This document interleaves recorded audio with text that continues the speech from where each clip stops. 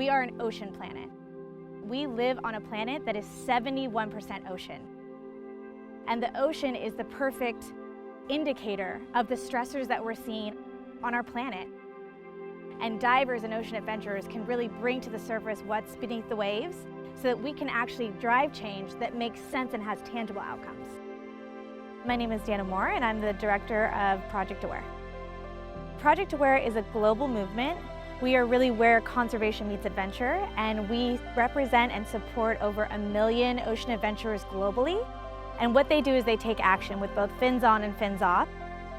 We've been around about 27 years. We have over 170,000 conservation actions in over 182 countries around the globe. Our goal is a return to a clean and healthy ocean, and the way that we do that is by bringing to the surface what's beneath the waves. When we say to our community, go out and do a dive against debris, we also do dive against debris, and we love to get out and just get in the ocean and make sure that we're really making a difference together as a team, and with you out in your communities doing the same. Laguna Beach, we're here off Brook Street. We're swinging about 5 meters. Water temp as far as Fahrenheit goes is right around 60. That's boiling. A Dive Against Debris is a really unique program started by Project Aware. I've only been in the water for 2 seconds. I found a straw. There is over 54,000 participants. It's time to dive against debris.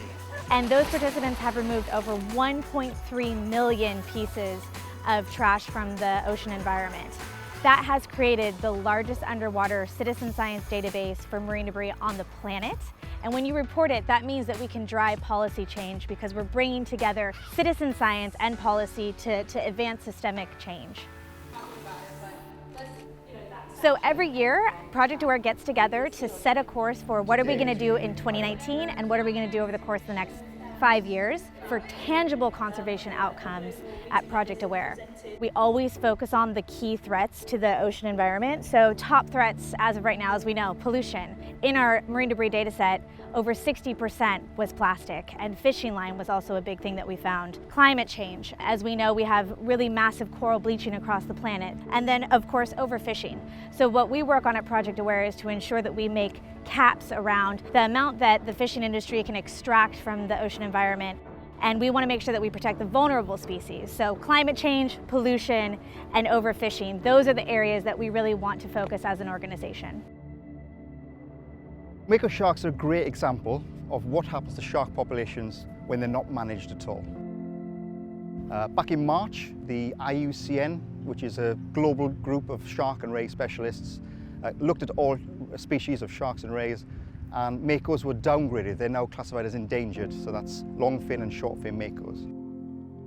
All fish species, all sharks around the world are supposed to be managed by members of each individual governments and constituents. So basically, you've got a public resource being managed by public officials using public money to make or not make decisions. And the Divers for Makos connects Project Aware supporters to the decision-making process. My name is Ian Campbell. I'm the Associate Director of Policy and Campaigns for Project Aware. Sharks are under a lot of pressure today, mainly from overfishing and from habitat loss. Overfishing is driving down populations of a lot of species of sharks, and we're working within policy frameworks to try and address these issues. People don't often realise that sharks are not just apex predators, so there are over 500 species of sharks. You've got the great whites, the tigers, the bull, top of the food chain.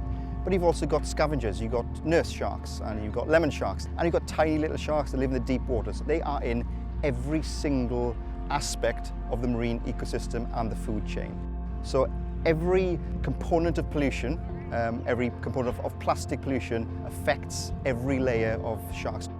From being caught up in mangroves, which are key nursery areas, right through to filter feeders ingesting microplastics.